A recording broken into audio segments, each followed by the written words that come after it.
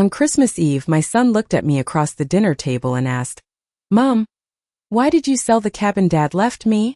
I stared at him so long that the candles between us started to flicker in the silence. Sell the cabin? I had never sold anything. Then I looked down at the folded bank statement sitting beside my plate, and my hands went cold. My daughter-in-law slowly lowered her wine glass. That was the moment I realized someone had been stealing from me for months. "I'm glad you're here. Stay with me until the end, and tell me where you're watching from." Sometimes the people sitting closest to you at Christmas dinner are the very ones hiding the darkest secrets. Snow drifted softly outside the dining room windows, covering the backyard in white.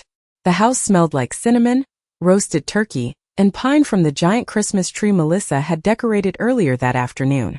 Everything looked warm, peaceful, normal. But nothing about that night was normal. At 70 years old, I had learned that families could smile while quietly destroying each other. My son Ethan sat at the head of the table where his father used to sit every Christmas Eve. For a second, seeing him there made my chest tighten. Harold had been gone for almost 2 years now, but sometimes grief still arrived unexpectedly, like cold wine through an open door. Melissa reached over and touched Ethan's arm gently. "Maybe she forgot," she said softly, though there was something strange beneath her voice. Something careful. "Forgot?" I looked between them. "I think there's some confusion," I said slowly. Ethan frowned. "Mom, the cabin sale closed 3 weeks ago. The bank already transferred the money." My heartbeat became uneven. The cabin. The little cedar cabin beside Lake Benson. The place Harold built with his own hands 33 years ago.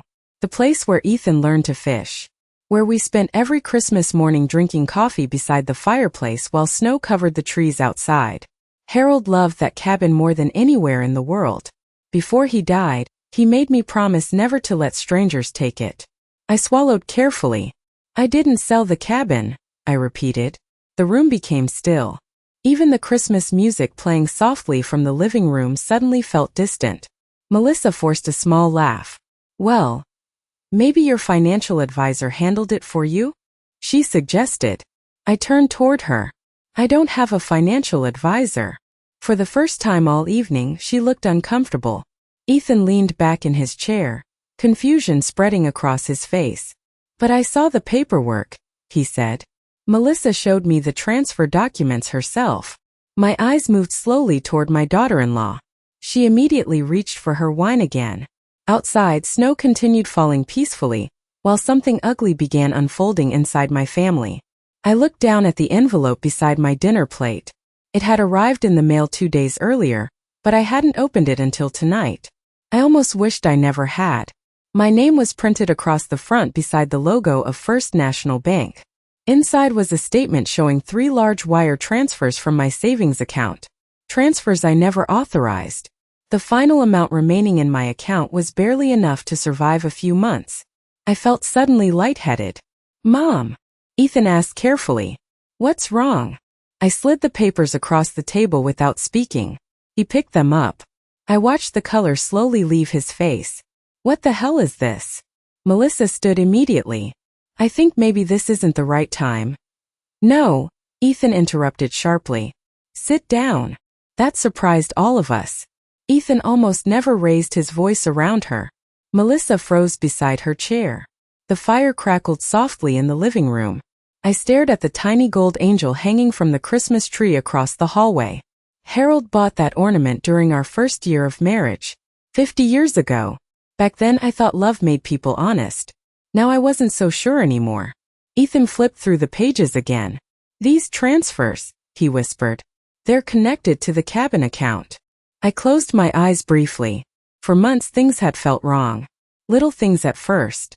Melissa insisting on helping me organize my paperwork after Harold died. Melissa setting up online banking because she claimed it was safer for seniors. Melissa gently suggesting I didn't need to stress myself handling financial matters anymore. At the time I thought she was trying to help.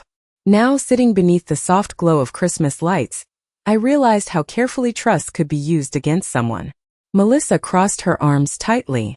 "You're making this sound worse than it is," she said. Ethan stared at her. "What does that mean?" She hesitated 1 second too long. "An in." That second, I think my son finally saw something he had never allowed himself to see before. Fear. Not confusion. Not concern. Fear. I was trying to protect this family, she said quietly. The words settled heavily into the room. Protect. People always use beautiful words before revealing ugly truths. I looked down at my wedding ring.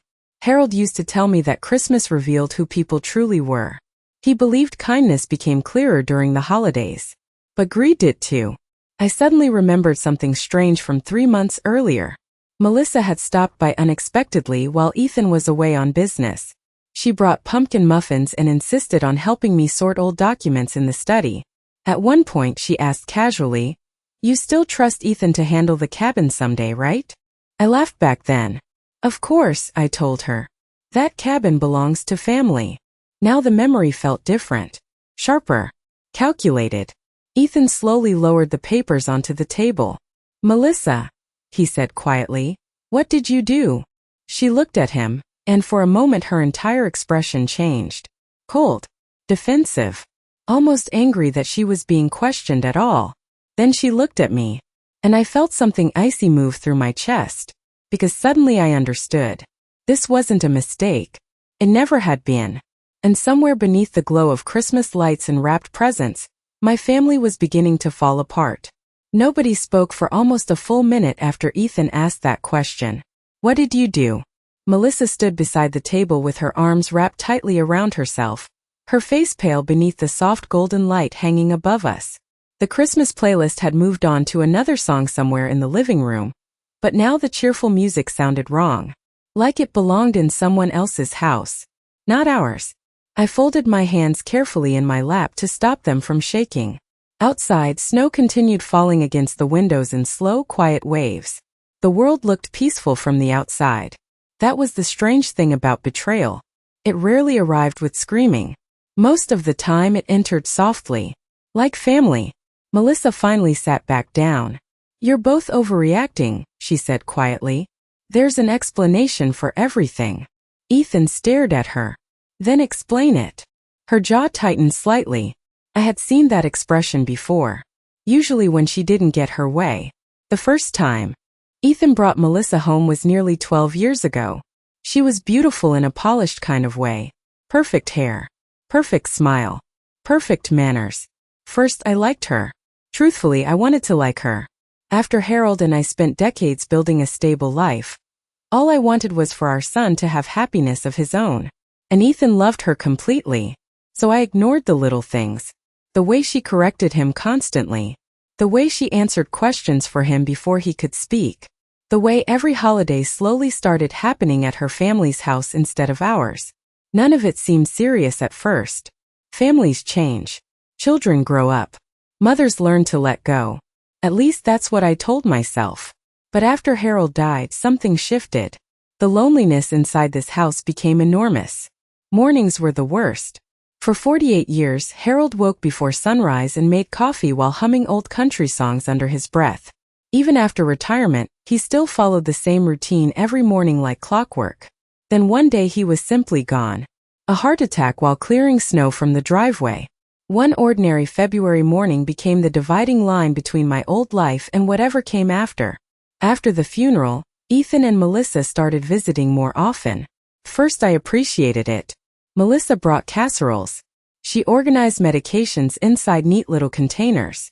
She helped answer paperwork from the insurance company because my eyes struggled with long documents now. "You shouldn't stress yourself with all this," she told me gently one afternoon. "That's what family is for." I believed her. God help me, I believed her completely. Back at the Christmas table, Ethan looked down at the bank statement again. "These transfers started 8 months ago," he murmured. 8 months. My stomach tightened.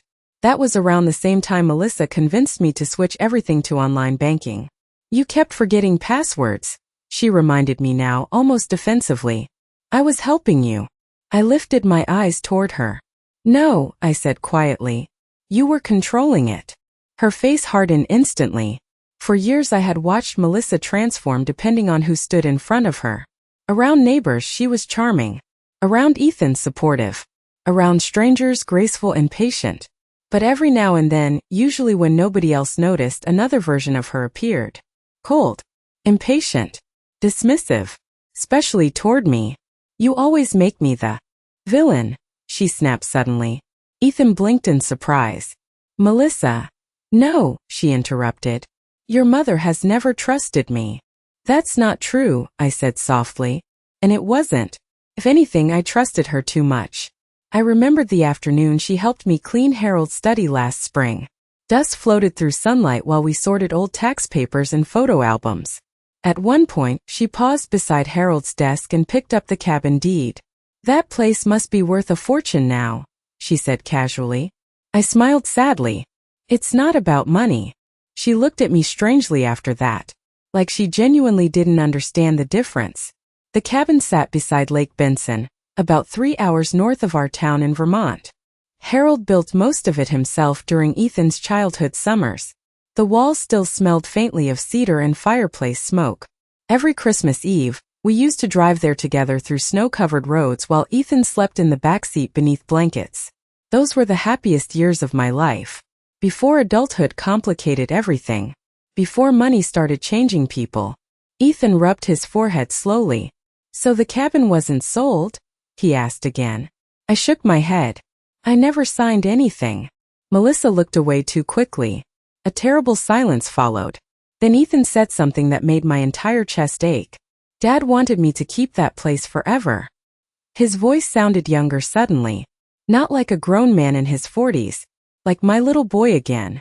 I remembered Harold sitting beside the fireplace shortly before he died, staring quietly into the flames. One day Ethan will bring his own kids here, he told me. Promise me the cabin stays in the family. Promised him. And now somehow that promise was slipping through my fingers. Melissa stood again abruptly. I'm done being interrogated on Christmas Eve. She grabbed her wine glass and carried it toward the kitchen. Ethan watched her leave. For the first time since their marriage began, I saw uncertainty enter his eyes. Real uncertainty. Not denial. Not blind loyalty. Fear. Because deep down I think my son already knew something was terribly wrong. I slowly reached for my coffee cup, but my hands were trembling too badly to lift it. Ethan noticed immediately. Mom, I'm all right, he whispered. But I wasn't. Because another realization had started forming quietly inside my mind. If Melissa had access to my accounts, if money had been disappearing for months, then the cabin might not be the only thing she touched. And suddenly, sitting beneath twinkling Christmas lights while snow buried the world outside, I wondered how much of my life had already been stolen without me noticing. Melissa stayed in the kitchen for a long time after that. I could hear cabinets opening harder than necessary. The sharp clink of dishes. The faucet running even though nothing needed washing. Angry sounds. Ethan remained at the table across from me, staring at the bank statement like it might suddenly explain itself. The Christmas candles between us had nearly burned down completely now.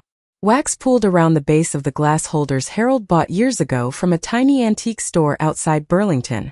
For a moment, neither of us spoke. Then Ethan finally looked up. Why didn't you tell me sooner if something felt wrong? The question hurt more than he realized. Because the truth was simple. I hadn't wanted to become that mother. The suspicious old woman nobody listened to. After Harold died, I noticed how differently people treated me. Bank employees spoke slower. Doctors repeated things too many times. Even Ethan sometimes explained simple technology like I was a child. Not cruelly. Just carefully. Like age had quietly reduced me into someone fragile. So when small things started bothering me, I ignored them. When bills disappeared from the mailbox before I saw them. When Melissa insisted on handling complicated paperwork. When passwords stopped working and she claimed the bank had updated their system. I told myself I was simply overwhelmed by grief. Not being manipulated. Ethan leaned back heavily in his chair. She told me you wanted to simplify your finances, he muttered. I looked at him carefully. She said I wanted to sell the cabin? He hesitated. She said maintaining it was becoming too hard for you alone. A hollow feeling spread slowly through my chest. That sounded exactly like Melissa. Not direct lies. Careful lies. The kind wrapped inside concern. The kitchen suddenly went quiet. A few seconds later, Melissa returned carrying fresh coffee none of us had asked for. Her expression was calm again. Controlled. She placed a mug beside Ethan carefully before sitting down. "I think we all need to breathe," she said softly. I almost admired how quickly she recovered. Almost. Ethan didn't touch the coffee. Did Mom sign anything? Melissa looked directly at him. "Yes." "No, I didn't," I interrupted quietly. Her eyes flashed toward me. "You signed several digital forms last spring." I signed insurance documents. They were included together. Something inside Ethan stiffened. "What does that mean?" Melissa exhaled sharply through her nose like she was tired of explaining herself to children. "It means your mother approved financial management access." Isterte her. "You told me those forms were for medical coverage. You should have read them more carefully." The words landed like a slap. For the first time all evening, genuine anger moved through me. Not loud anger. Not screaming. Something colder. I thought about every casserole she brought after Harold died. Every soft smile. Every gentle hand on my shoulder while I cried at the funeral. All that kindness now looked different in my memory. Strategic. Ethan stood up suddenly. "Melissa." His voice had changed completely. No softness left. "She trusted you." Melissa crossed her arms again. "And I helped her. Do you have any idea how much work I've done for this family?" "That doesn't answer the question." Her composure cracked for half a second. "You always do this," she snapped. "The second something goes wrong, suddenly I'm the outsider again." "No one said that. You don't have to." I watched them carefully from my chair. For years I had blamed myself for the distance growing inside our family. I thought maybe widows simply became inconvenient after a while. Maybe younger people got tired of grief sitting at the dinner table every holiday. But now I was starting to see something else. Melissa had been controlling the emotional weather in this family for years. Quietly, subtly, carefully deciding who felt guilty, who stayed silent, who apologized. And Ethan had spent so long keeping peace between everyone that he stopped noticing it. The grandfather clock near the hallway chimed softly. 10 o'clock. Christmas Eve. I suddenly remembered another strange moment from months earlier. Melissa driving me home from a doctor appointment after my cataract consultation. We stopped for coffee because she insisted I needed to get out of the house more. While stirring cream into her latte, she asked casually, "Have you thought about what happens if you ever need assisted living?" The question caught me off guard. "I'm perfectly capable of living alone." "Of course," she said quickly. "I just mean eventually." Eventually. That word stayed with me for weeks afterward. Not because of what she said. Because of how hopeful she sounded while saying it. Back in the dining room, Ethan picked up the statement again. "These transfers total almost $200,000. My breath caught slightly. Even hearing the number aloud made me dizzy. That was nearly everything Harold and I saved over decades. Retirement accounts. Emergency funds. The money we planned to leave Ethan one day. Melissa looked exhausted now rather than frightened. As if she was irritated this conversation had become inconvenient. "You're acting like I stole it," she muttered. Ethan stared at her in disbelief. "What exactly would you call this?" Her mouth opened, then closed again. No answer came, and silence finally revealed more than words ever could. I looked toward the Christmas tree glowing softly in the next room. Underneath it sat neatly wrapped presents with silver ribbons Melissa picked herself. Hours earlier, I thought this evening would end with family photos and hot chocolate beside the fireplace. Now every decoration in the house felt artificial, like a stage set hiding something rotten underneath. Ethan slowly sat back down. His face looked older suddenly. Tired. Disoriented. Like someone waking up inside a life they no longer recognized. Then he asked the question neither of us truly wanted answered. "Melissa," he said quietly, "is the cabin even still ours?" Top of form, bottom of form. Melissa didn't answer right away. That terrified me more than anything else. Not anger. Not denial. Silence. The kind of silence people use when the truth is too ugly to say out loud. Ethan stood motionless near the table, staring at his wife like he no longer recognized her. The soft Christmas lights reflected faintly in his eyes, but there was no warmth left in them now. Only confusion. Only hurt. Finally, Melissa pulled out a chair and sat down slowly. The cabin was transferred temporarily, she said carefully. Ethan blinked. Transferred to who? She rubbed her forehead like she was exhausted by all of this. A holding company. My stomach tightened instantly. What holding company? She hesitated again. And that hesitation told us everything. Ethan's voice dropped lower. Melissa. It was supposed to help protect the property from taxes, she snapped suddenly. You wouldn't understand unless you actually handled financial planning. I stared at her across the table. Harold used to say people revealed themselves when they felt cornered. Now I finally understood what he meant. Because Melissa wasn't scared about hurting me. She was scared about losing control. Ethan slowly shook his head. You transferred my father's cabin without telling me? I was trying to protect our future. Our future, he repeated. Using my mother's accounts?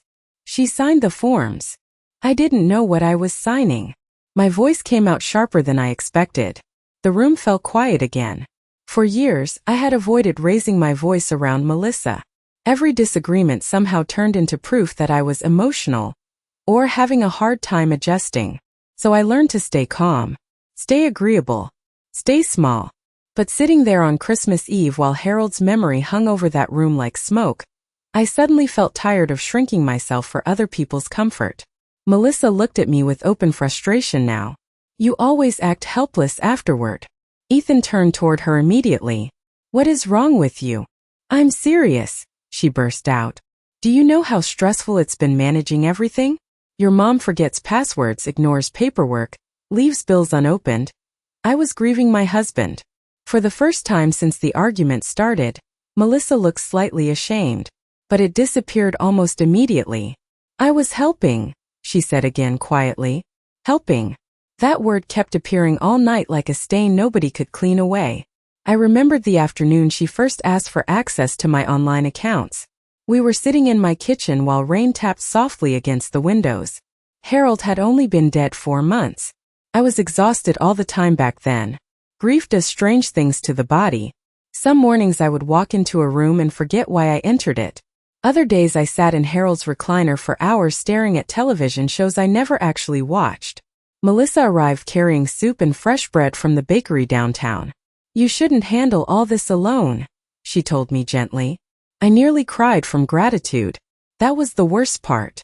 I trusted her because I needed someone. Now looking back, I wondered if she recognized that loneliness immediately. Like spotting an unlocked door. Ethan walked toward the living room window and stared outside into the snow. When were you planning to tell me? He asked quietly. Melissa didn't answer. His shoulders tightened. When? She looked down at the table. I thought once everything settled legally, it would be easier. Easier for who? The question hung there heavily. Melissa looked toward me again. And suddenly I saw something underneath all her calmness. Resentment. Deep resentment she had probably carried for years. You have no idea what it's like, she said softly. Everything in this family revolves around the past. The cabin. The traditions. Harold. His memories are everywhere.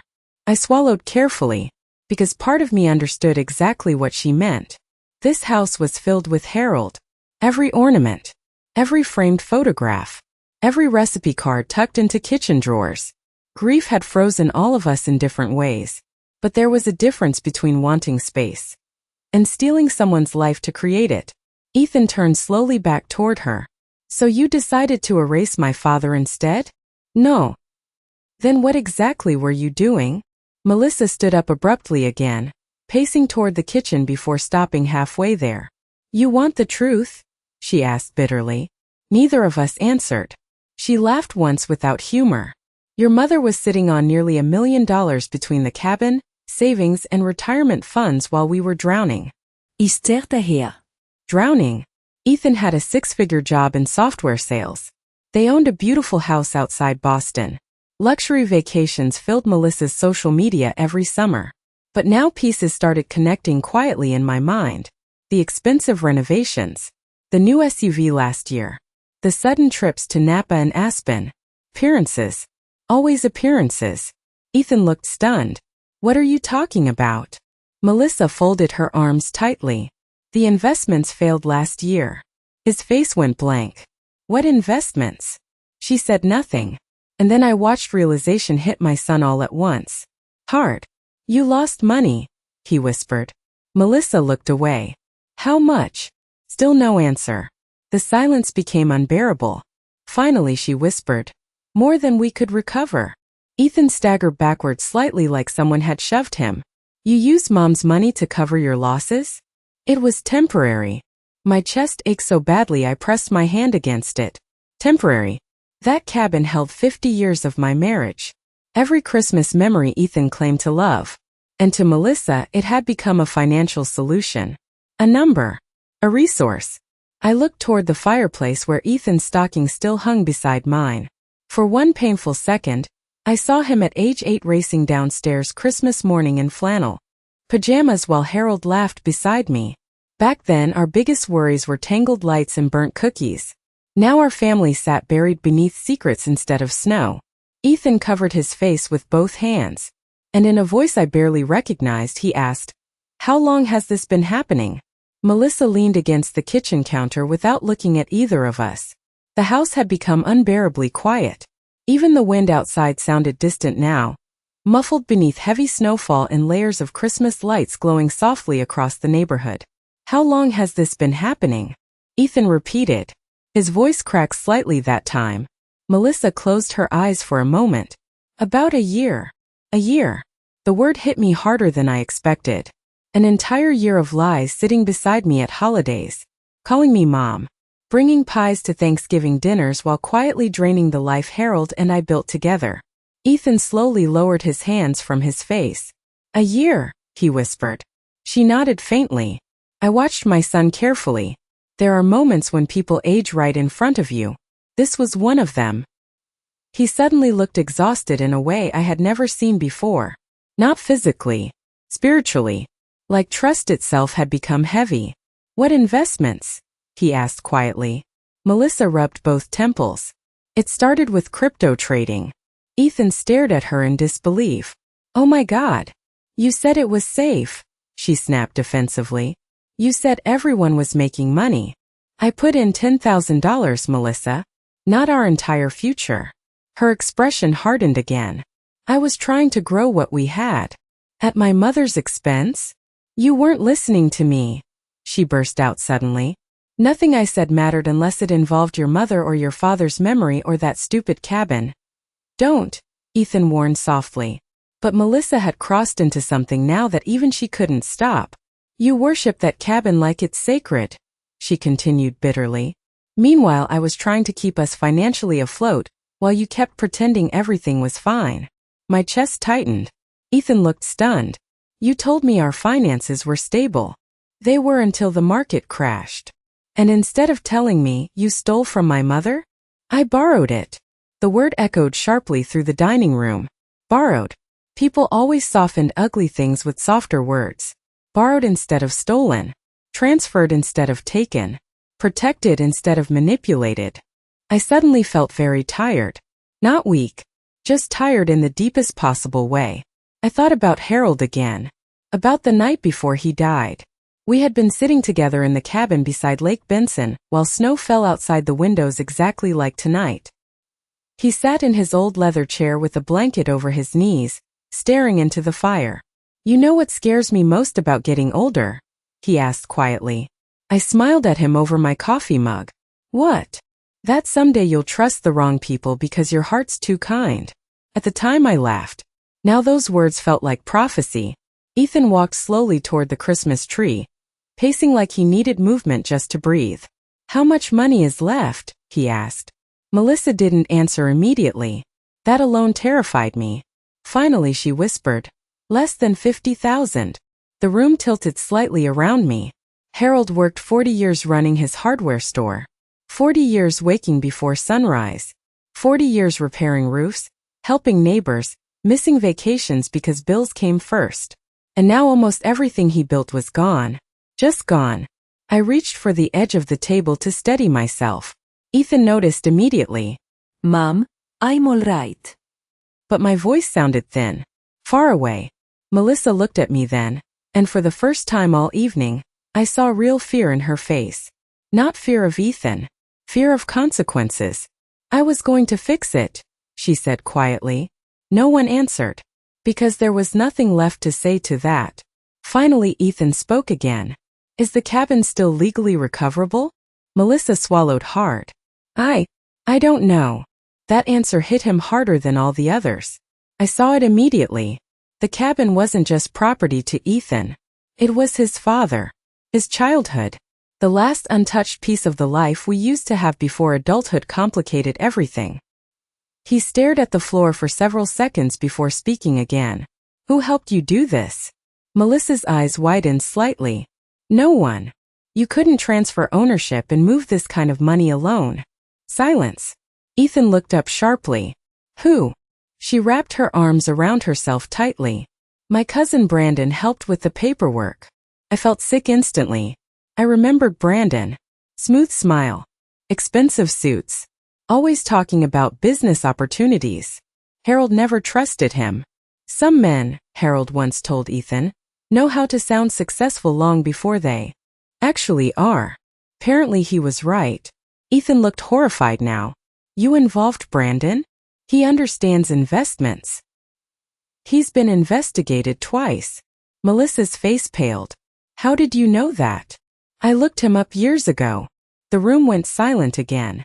Outside, snow continued falling peacefully while our family cracked apart piece by piece. I looked toward the mantel above the fireplace. Our stockings still hung there untouched. Mine. Ethan's. Melissa's. Harold's old stockings still remained too, even 2 years after his death. I could never bring myself to take it down. Suddenly I realized something painful.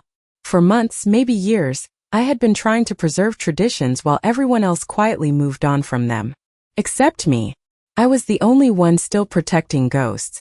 Ethan finally turned toward Melissa again. You used my grieving mother because you knew she trusted you. Melissa began crying then. Softly at first. But even through tears something felt incomplete. Not fake exactly. Just selfish. Like she was mourning the collapse of her own lies more than the damage itself. I never wanted this to happen, she whispered. Ethan looked at her for a very long time. Then he said something that changed the entire room. You need to leave tonight. Melissa froze. So that's it, she whispered. You stole from my mother. I'm your wife. And she's my mother. The words landed heavily between them. For years, I think Ethan believed he could keep everyone happy if he stayed quiet long enough. Tonight he finally understood silence has a price too. Melissa looked toward me one last time. And quietly, coldly, she said, You think you've won something tonight? A chill moved through me, because suddenly I realized she wasn't finished yet. Not even close. Melissa stood frozen beside the dining room table. The Christmas lights reflected faintly in her tears, making them sparkle like something fragile. But I no longer trusted appearances. Not after tonight. You're throwing me out on Christmas Eve, she whispered. Ethan's face looked hollow. You should have thought about that before stealing from my mother. She laughed once under her breath. Not sad. Bitter. You think this is all my fault? No one answered. Because deep down I think all three of us already knew this night wasn't only about money anymore. It was about years of silence. Years of avoidance. Years of small manipulations growing quietly inside this family. While everyone pretended not to notice, Melissa grabbed her purse from the kitchen counter with trembling hands. I did everything for this family, she snapped. Everything. You gambled our future away, Ethan replied coldly. I tried to build something better. You destroyed what we already had. The words seemed to hit her physically. For a moment, I almost felt sorry for her. Almost. Then I remembered Harold's cabin. The smell of cedar after snowfall. The old photo album stored inside the living room cabinet. The hand-carved wooden reindeer Ethan made there when he was 9 years old. Memories don't disappear when property changes ownership. But something sacred still gets violated. Melissa turned toward me slowly. You could have stopped this earlier. I stared at her in disbelief. What? You always acted confused about finances, helpless about technology, emotional after Harold died. My husband died. And everyone else had to clean up afterward. Ethan slammed his hand against the table so hard the dishes rattled. Enough! The sound echoed through the house. Melissa immediately went silent. So did I. Ethan rarely lost control. Harold used to say our son inherited my softness instead of his stubbornness. Growing up, Ethan avoided conflict whenever possible. Even as a little boy, he hated disappointing people, which was probably why Melissa managed to control the emotional balance in their marriage for so long. People like Ethan mistake peace for love. They don't realize silence can become surrender. Melissa stared at him with wide eyes now. You're choosing her over me? Ethan looked exhausted. I'm choosing what's right. No, she whispered bitterly. You're choosing guilt. The room fell quiet again. Then Melissa reached into her purse and pulled out her car keys. You have no idea what happens next, she said quietly. A strange feeling moved through me immediately. Not fear exactly. Instinct. What does that mean? Ethan asked sharply. Melissa hesitated. And suddenly I knew there was more. Much more. She looked away first. The cabin paperwork isn't the only problem. Every muscle in Ethan's body tightened. What else did you do? Her breathing became uneven. I used the house as collateral too. For one horrible second nobody moved. I think even the air inside the room stopped. Ethan stared at her blankly. Our house. Melissa nodded faintly. It was temporary. Temporary. That word again. The same word people use when they've permanently ruined something. Ethan took a step backward like he physically couldn't absorb another blow. How much debt are we talking about? Melissa's eyes filled again. Almost 400,000. I covered my mouth instinctively. Ethan looked completely shattered now. Not angry anymore. Just broken. You said we were financially secure. We were before everything crashed. You lied to me for over a year. I was trying to fix it before you found out. The desperation in her voice finally sounded real. Not manipulative. Terrified. For the first time tonight I saw not just greed inside Melissa, but panic. The kind that grows slowly when someone keeps making worse decisions trying to escape older ones. Ethan ran both hands through his hair and turned away from us. The Christmas tree lights blinked softly beside him. Green. Gold. Red. Beautiful little colors glowing inside a ruined evening. I suddenly remembered another Christmas long ago. Ethan was 12 that year. We spent the holiday at the cabin after a snowstorm knocked out the electricity. Harold cooked soup over the fireplace while Ethan played board games beside lantern light. At one point Ethan looked at us and smiled. This is the best Christmas ever. Not because of gifts. Not because of money. Because we were together.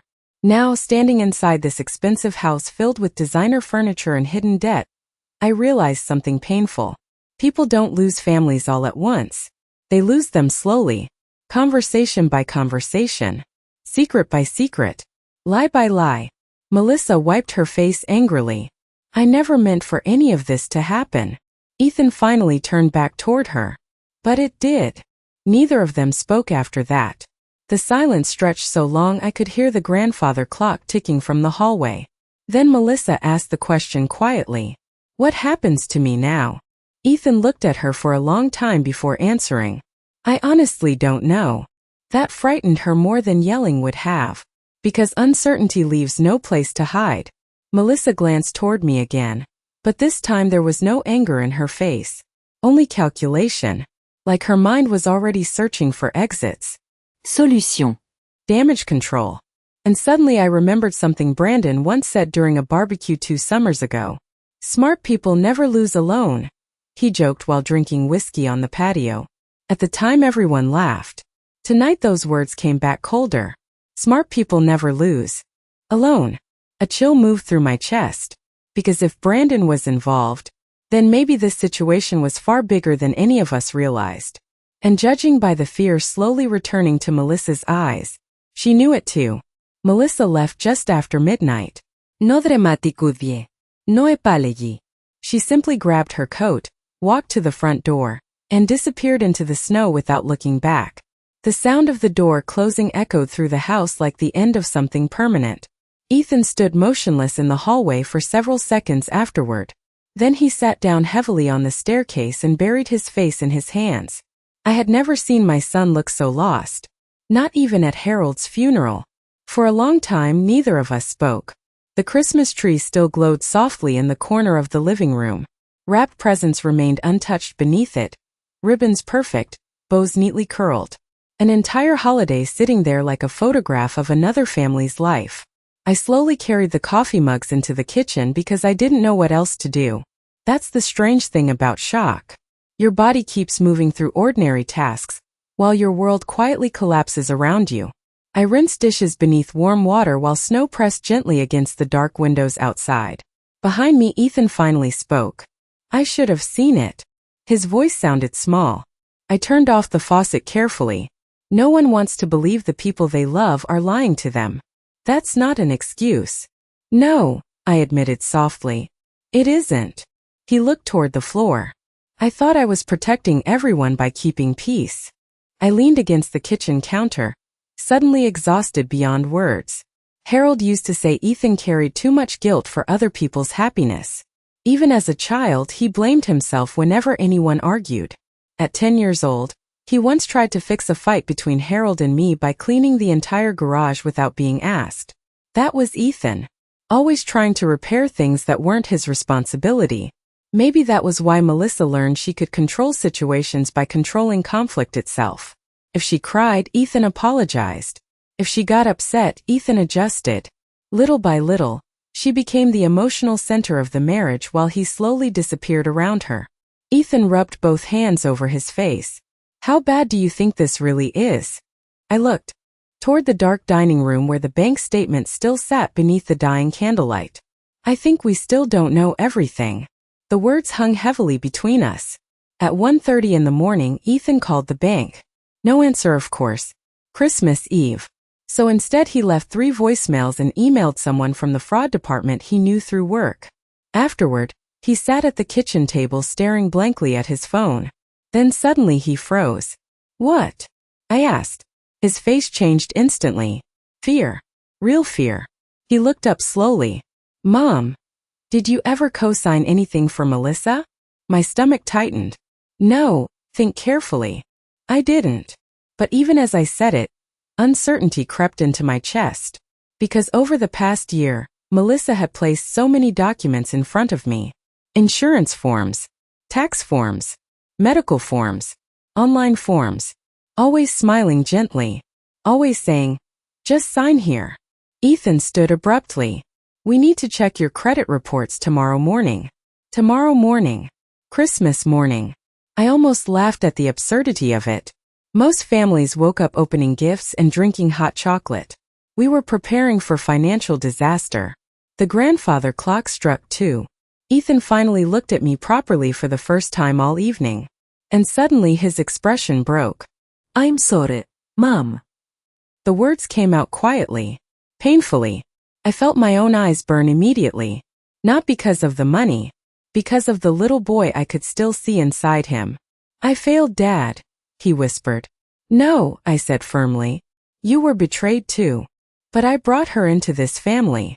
His voice cracked completely then. I walked slowly toward him and placed my hand against his cheek the same way I used to when he was small and sick with fever. Bad people don't announce themselves at the beginning, I said softly. He closed his eyes. For a moment he leaned into my hand exactly like he did as a child. And suddenly all the anger inside me weakened just enough for grief to return. Not only grief for Harold, grief for this family, for the version of our lives we thought we had. Ethan suddenly opened his eyes again. Wait. What? He grabbed his phone quickly and started typing. Then his face turned pale. There's another transfer. Cold spread through my body instantly. What transfer? He turned the screen toward me. A pending transaction scheduled for the following morning, December 25th. Christmas Day. $200,000. Destination account. Benson Property Holdings LLC. The same holding company Melissa mentioned earlier. My breathing became shallow. She's still moving money, Ethan whispered. But something about the transaction felt wrong immediately. Too large. Too reckless. Almost desperate. Then Ethan noticed something else. This account isn't connected to Melissa. What do you mean? He zoomed in closer. The authorization code belongs to Brandon. The room went completely silent.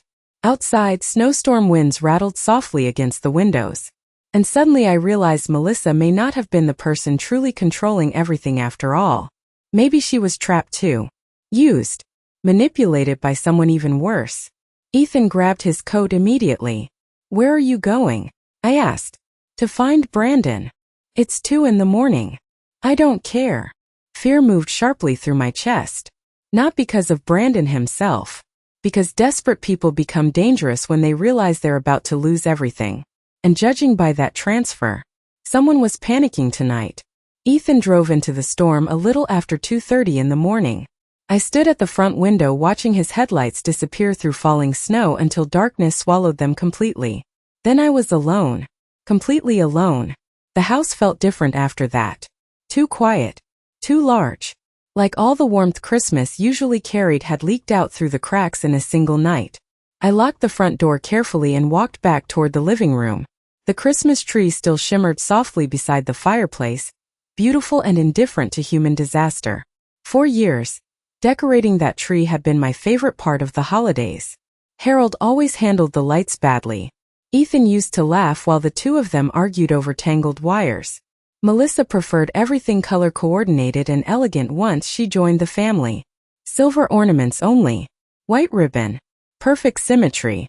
Now suddenly I hated how perfect the tree looked. I sat slowly in Harold's recliner and pulled his old wool blanket across my lap. My hand still wouldn't stop trembling. Not from fear anymore. From realization. Because little memories kept resurfacing one after another, fitting together like puzzle pieces I should have noticed years ago. Melissa insisting all family finances become streamlined. Melissa discouraging Ethan from discussing money because it stressed him out.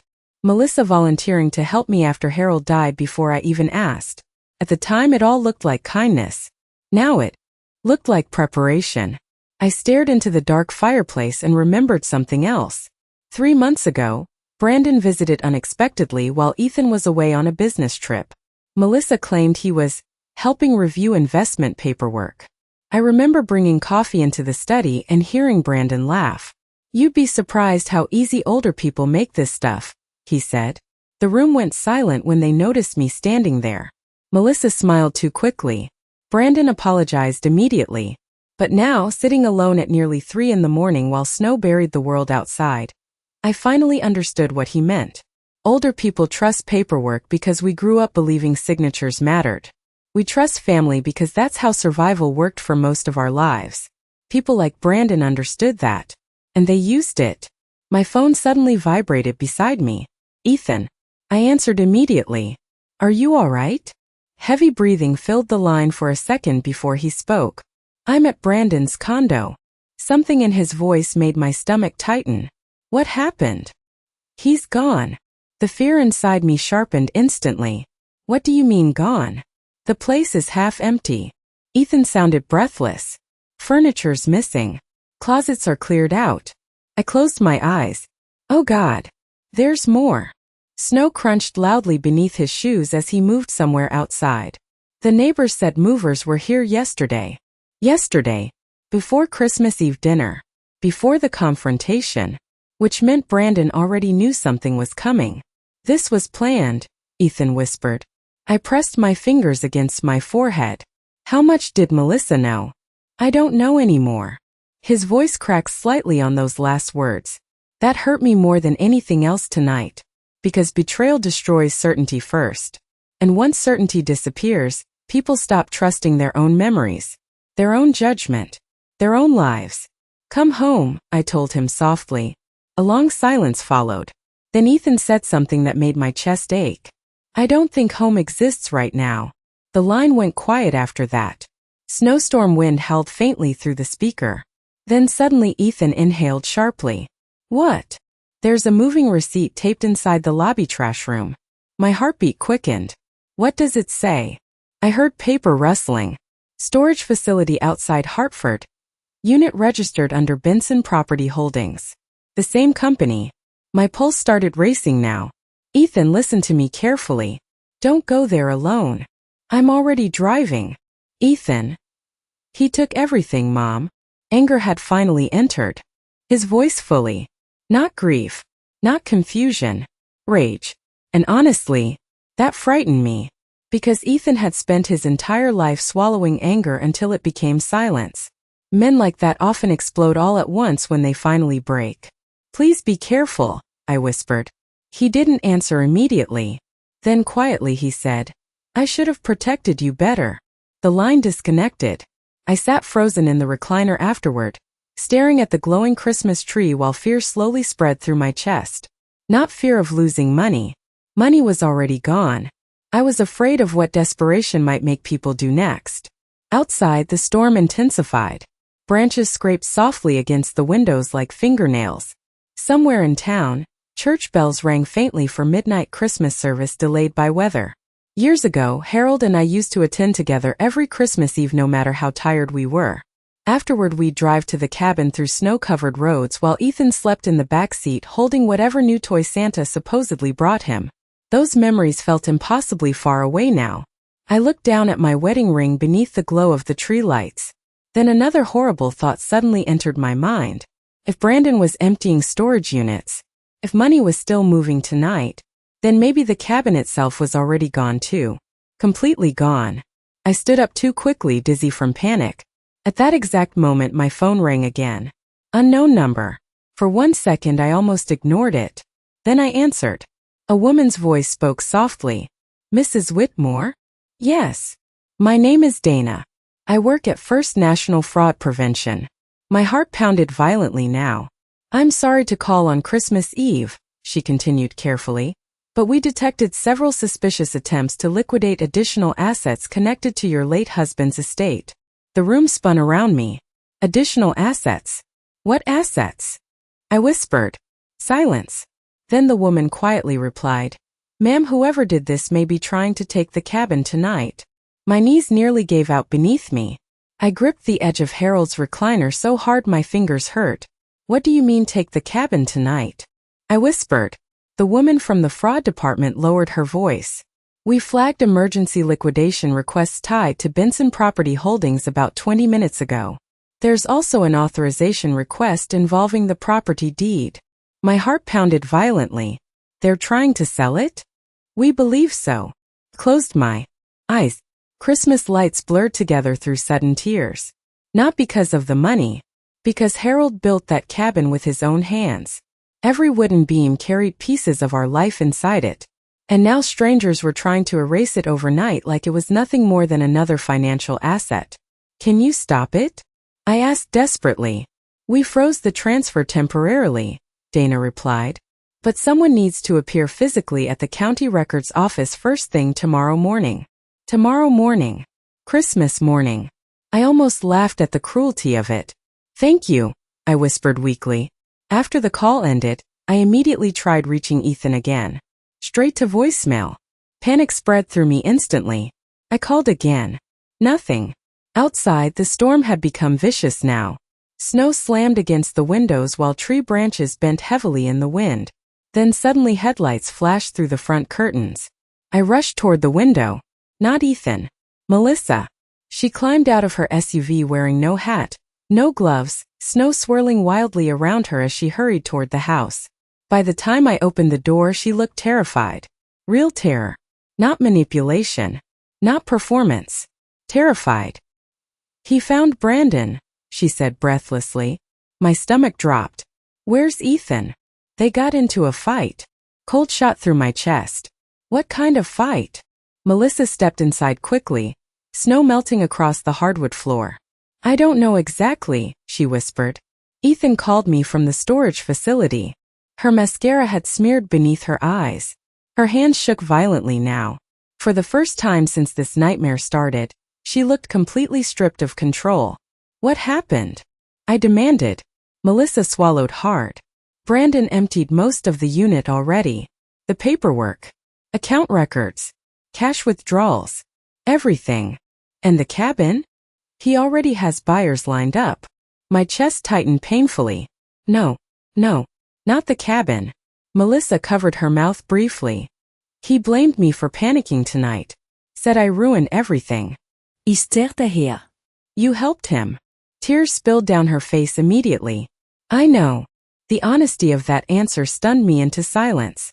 Not denial. Not excuses. Just guilt. Raw and ugly. Then her expression changed suddenly. Fear again. He told Ethan something before they started fighting. A horrible feeling crept slowly through me. What? Melissa looked directly at me. He said your husband knew. The room went completely still. I stared at her in disbelief. That's impossible. He said Harold found out months before he died. My heartbeat became uneven. No, Harold would have told me. Wouldn't he? Melissa wiped her face shakily. Brandon claimed Harold confronted him about suspicious investment proposals last winter. Memories flashed violently through my mind. Harold sitting alone at the cabin more often during his final months. Harold reviewing bank papers late at night after everyone else slept. Harold asking strange questions about passwords and account access shortly before his heart attack. At the time, I thought retirement anxiety was keeping him awake. Now uncertainty spread through me like poison. What exactly did Brandon say? I whispered. Melissa looked sick. He said Harold planned to change the will. The words hit harder than anything else tonight. Because suddenly I remembered one specific conversation clearly. About 3 weeks before Harold died, we sat together beside the fireplace at the cabin after dinner. Snow drifted softly outside the windows.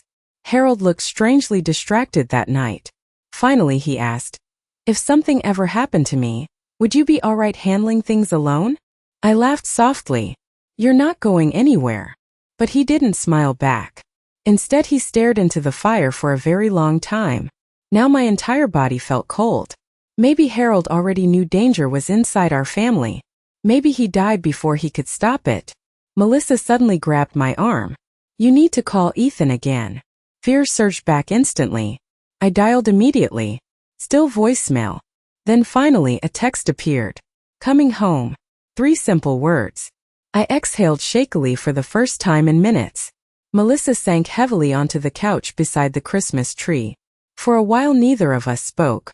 Then quietly she whispered, "I never thought Brandon would go this far." I looked at her carefully. "How far did you think this would go?" Fresh tears rolled down her cheeks. "I thought we'd move money around temporarily. Fix the debt. Put everything back before anyone noticed." I stared at the glowing ornaments hanging above her shoulder. Greed rarely begins with evil. Usually it begins with panic. Then compromise. Then lies. And eventually people stop recognizing themselves entirely. Melissa looks smaller now somehow. Not powerful. Not polished. Just broken. "I loved Ethan," she whispered suddenly. I believed her. That was the tragic part. People can love someone and still destroy them. Headlights finally swept across the snowy driveway again. Melissa stood instantly. So did I. The front door opened hard against the wind. Ethan stepped inside breathing heavily, snow covering his coat and hair. Then I saw the blood on his knuckles. Melissa gasped. "Oh my God!" But Ethan barely looked at her. His face had changed completely. Cold. Focused. Like something inside him had shut down permanently tonight. He slowly closed the front door behind him. Then he looked directly at me and said, "Mom, Brandon's gone." A terrible silence followed. Then Ethan added quietly, "And he took the original cabin deed with him." The words barely registered at first. "Brandon's gone. And he took the original cabin deed with him." The wind howled outside as Ethan stood dripping melted snow onto the hardwood floor. Blood stained 2 of his knuckles, bright against the cold redness of his skin. Melissa stared at him in horror. "You fought him." Ethan ignored her completely. I stepped closer carefully. "Are you hurt?" No, but his voice sounded distant, like his mind was still back at that storage facility. He removed his coat slowly and dropped it onto a chair near the doorway. A folded piece of paper slipped from the pocket and landed on the floor. Melissa noticed it first. "What's that?" Ethan bent down, picked it up and handed it directly to me. My stomach tightened the second I saw the logo at the top. Property liquidation agreement. I looked up sharply. He already had buyers? Ethan nodded once. Cash buyers. My chest hurt so badly I pressed my hand against it instinctively. Cash buyers meant speed. No dilas. No questions. People willing to purchase property quietly and disappear before problems surfaced. Melissa sat down hard on the couch again. Oh my God! Ethan finally looked at her then. And whatever softness once existed between them was gone completely. You knew he was planning this. I swear I didn't know about tonight. But you trusted him. Tears filled her eyes immediately. I trusted the wrong person. Ethan laughed once without humor. So did Mom. The silence after that felt unbearable. I slowly lowered myself into Harold's recliner because my legs no longer felt steady enough to hold me. The Christmas tree lights blinked softly beside us. Red, gold, green, beautiful little colors glowing over the ruins of a family. For several seconds nobody moved. Then Ethan spoke quietly. There's more. Fear moved through me instantly. Again. What else? He pulled his phone from his pocket and opened a photograph. Then he handed it to me. I stared at the image in confusion. It was a scanned document. A will amendment draft. My heartbeat stopped. Harold's name sat at the top. Below it, highlighted in yellow, was one sentence. All property assets to remain under direct spousal control until verified transfer approval. My hands began trembling. Harold really had known. At least partly. I looked up slowly. Where did you get this? Brandon's office. Melissa covered her mouth. Oh no. Ethan sat heavily in the chair across from me. He admitted Harold confronted him last winter about suspicious financial proposals. The room suddenly felt too small, too warm, too difficult to breathe inside. I remembered now. Late nights Harold spent reviewing paperwork alone. The tension in his shoulders. The strange way he sometimes watched Melissa during family dinners toward the end of his life. At the time I thought grief had rewritten those memories after his death. Now I understood something much worse. Harold died carrying fear he never fully explained to me. And maybe he thought he still had time. That realization hurt more deeply than the stolen money ever could. Melissa shook her head weakly. I never knew he changed the will. Ethan looked at her coldly. Would it have stopped you? She said nothing.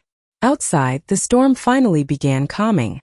Snow drifted more softly now against the windows, covering the driveway in smooth white silence. Christmas morning had arrived. But nobody mentioned it. No gifts. No breakfast casserole. No holiday music. Only exhaustion and betrayal sitting together beneath glowing lights. My phone suddenly buzzed again. Dana from the fraud department. I answered immediately. Mrs. Whitmore, I'm sorry to disturb you again. It's all right. There's been another update. Every nerve inside me tightened. What happened? The liquidation request failed. I closed my eyes in relief so intense it almost hurt. Why? There was a secondary authorization lock placed on the property months ago. I looked up sharply. A lock? Yes, ma'am. By your late husband. Tears instantly filled my eyes. Harold. Even after death, he was still trying to protect us. Dana continued softly. The cabin cannot legally transfer ownership without in-person verification from both surviving estate parties. Both surviving estate parties. Me. And Ethan. Ethan looked stunned as I repeated the information aloud. Melissa stared at the floor silently. For the first time all night, hope entered the room. Small. Fragile. But real. The cabin's still ours, Ethan whispered. I nodded slowly, unable to speak around the lump in my throat. Harold knew. Maybe not everything. But enough. Enough to leave protection behind. Enough to try. Ethan leaned back and closed his eyes briefly. Then suddenly anger returned to his face. Brandon still has the original deed. Dana spoke again through the phone. That document alone isn't enough anymore. We've already flagged the property statewide. Relief weakened something inside me instantly. Not safety. Not peace. Just relief that Harold's life work hadn't vanished overnight. After the call ended, silence settled over us again. Then Melissa spoke quietly from the couch. I'll cooperate with investigators. Neither Ethan nor I answered. She looked toward him carefully. I mean it. He stared at her for a long time before finally speaking. I don't even know who you are anymore. That sentence seemed to break something inside her completely. Fresh tears rolled down her face, but Ethan looked away. And honestly, I think that hurt her more than his anger ever could. Because indifference is what remains after trust finally dies. The grandfather clock struck 6 in the morning. Christmas Day. I looked around the room slowly. Wrapping paper still untouched. Stockings still hanging. Coffee gone cold on the table. A family sitting inside the aftermath of its own collapse. Then Ethan suddenly stood up and walked toward the tree. Without speaking, he reached beneath it and picked up one small wrapped box.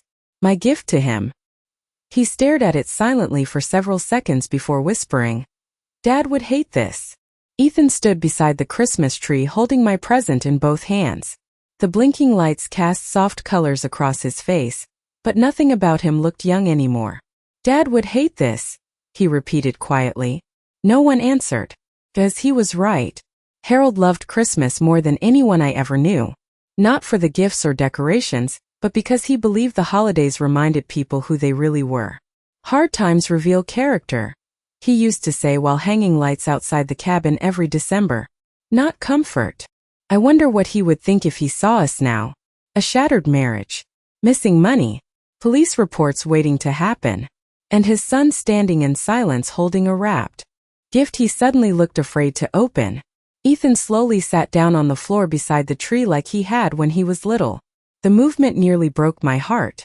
At 42 years old, he suddenly looked exactly like the boy who used to fall asleep beside the fireplace at the cabin after opening presents too early on Christmas morning. Melissa watched him carefully from the couch. "I never wanted to hurt him," she whispered. Ethan laughed softly under his breath. "Not cruelly. Just tired. You don't even understand what you destroyed." The room fell silent again.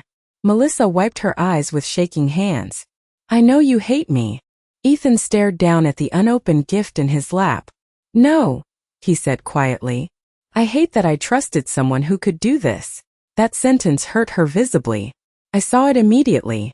But part of me also understood something uncomfortable now. Melissa didn't wake up one morning planning to become this person. Fear changed her first. Then greed. Then panic.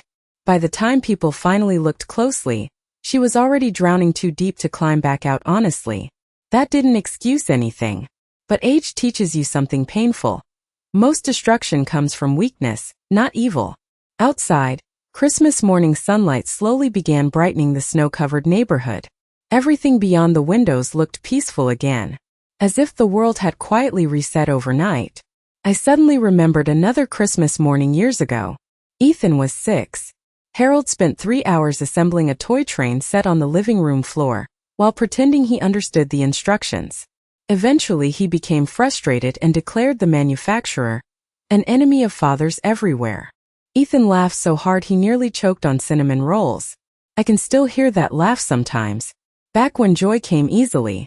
Back before adulthood complicated love with money and pride and resentment. Ethan carefully placed my wrapped gift beside him unopened. Then he looked toward me. "Mom, why didn't you tell me sooner when things felt wrong?" I held his gaze quietly, because there was no point lying anymore. "After your father died," I said softly, "I was afraid of becoming a burden." His face immediately crumpled. "You were never a burden." I know that now. And strangely I did. Not because of what happened tonight. Because for the first time in years, Ethan was finally seeing me clearly again. Not as someone fragile. Not as someone to manage. As his mother. Melissa lowered her eyes. I made that worse. Neither of us argued. Because she had. Over time she slowly positioned me as fragile, emotional, forgetful. Not openly. Never cruelly enough to draw attention. Just carefully enough that everyone adjusted around it. Including me. That realization still hurt deeply. Ethan suddenly stood again. "I'm calling a lawyer." Melissa closed her eyes. "I figured. You need to cooperate fully." She nodded weakly. "I will." He looked at her for several seconds before asking quietly, "Was any of it real?" Melissa looked genuinely confused. "What?" "Our marriage." Fresh tears filled her eyes immediately. "Yes," she whispered. "God, yes." Ethan swallowed hard. Then why wasn't I enough? The question shattered something inside the room. Because beneath all the financial betrayal, that was the real wound. Melissa began crying again, harder this time. It wasn't about you. It became about me the second you destroyed my family. I looked away toward the fireplace because suddenly their pain felt too private to witness. Marriage is strange. People promise forever while secretly carrying fears they never fully confess to each other. And sometimes those fears grow larger than love itself. Melissa finally stood slowly from the couch. I'll leave after the road's clear. Ethan didn't answer. She walked toward the hallway, then paused halfway there. Without turning around, she whispered, I did love your father too, you know. My breath caught. She continued softly. He made me feel safe when I first joined this family. Then she disappeared upstairs. The silence afterward felt different. Not violent anymore. Just empty. Ethan sat beside me quietly for a long time. Then finally he asked, Do you think Dad knew all along? I looked toward Harold's old stocking still hanging above the fireplace. Maybe he did. Maybe he only sensed pieces of it. Either way, he tried to leave protections behind before he died. And somehow that both comforted and devastated me at the same time. I think your father trusted people until they gave him reason not to, I said softly. Ethan nodded slowly. Then he finally opened my Christmas gift. Inside was a framed photograph from 20 years ago. The three of us standing beside the cabin after the first heavy snowfall of winter. Harold smiling proudly. Ethan with snow in his hair. Me laughing at something I can no longer remember. On the bottom of the frame, I had engraved a single sentence. Home isn't a place. It's who stays when things fall apart. Ethan stared at the photo for a very long time. Then quietly, almost like a child again, he started to cry. Melissa left 3 days after Christmas. Not dramatically. Not angrily. She packed quietly while snow melted slowly outside the windows, and the neighborhood returned to normal holiday routines. Children rode new bicycles down the sidewalks. Couples carried leftover wrapping paper to the trash. Life moved forward for everyone else. Inside our house, everything still felt suspended. Ethan barely spoke during those 3 days. Not to Melissa. Not much to me either. He handled phone calls with lawyers, fraud investigators, and the bank while moving through the house like someone carrying invisible weight across his shoulders. I understood that feeling. Betrayal exhausts people differently than grief. Grief hurts because something precious is gone. Betrayal hurts because something you believed was real suddenly never existed the way you thought it did. On Melissa's final morning, I stood in the kitchen making coffee when she came downstairs carrying her last suitcase. For a second, we simply looked at each other. She looked smaller now. Not polished. Not controlled. Just tired. I'm sorry, she whispered. The strange thing was, I believed she meant it. Not because she regretted getting caught. Because somewhere along the way, she finally realized what she destroyed couldn't be repaired with explanations. I stirred cream slowly into my coffee. Some mistakes change everything, I said quietly. Tears filled her eyes immediately. I know. Ethan appeared in the hallway then. Melissa looked toward him hopefully for one brief second. But his face remained calm. Distant. That seemed to hurt her more than anger ever could. I'll send the remaining legal information to your attorney, he said quietly. She nodded weakly. Then she looked toward me one last time. I really did love this family. I thought about that long after she walked out the front door. Because I think she was telling the truth. But love without honesty becomes dangerous eventually. And fear can rot love from the inside until people stop recognizing themselves. The front door closed softly behind her. This time it truly felt final. Weeks passed after that. Investigators recovered part of the missing money through frozen accounts connected to Brandon's company. Not all of it. Maybe never all of it. Brandon himself disappeared completely. Some said Florida. Others guessed overseas. I stopped caring. Harold used to say chasing bitter people only turns your own heart bitter too. The cabin, thankfully, remained legally ours. That mattered more to me than the money ever did. In late January, Ethan drove me there for the first time since everything happened. Snow covered the roof heavily when we arrived. The old cedar wall still smelled like winter and fireplace smoked the moment we opened the door. For a while, neither of us spoke.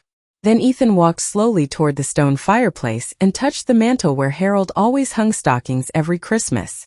I almost lost this place, he whispered. I looked around quietly. The old couch. The faded quilts. The tiny scratches Ethan made on the wooden wall when he was little, pretending to sword fight with fireplace pokers. Memories still lived here. Untouched. I almost lost you too, I admitted softly. That sentence seemed to break something inside him again. He sat heavily on the couch and covered his eyes. I'm so sorry, Mom. I walked over slowly and sat beside him. At my age, you learn something important about forgiveness. Forgiveness is not pretending people didn't hurt you. It's deciding pain will not become the final thing that defines your life. I placed my hand over his. Your father loved you more than anything, I said quietly. Nothing that happened changes that. Snow drifted softly outside the windows while silence settled warmly around us. Not empty silence this time. Healing silence. The kind that comes after truth finally enters a room. That evening, Ethan lit a fire while I made hot chocolate exactly the way Harold used to. Too much cinnamon. Too many marshmallows.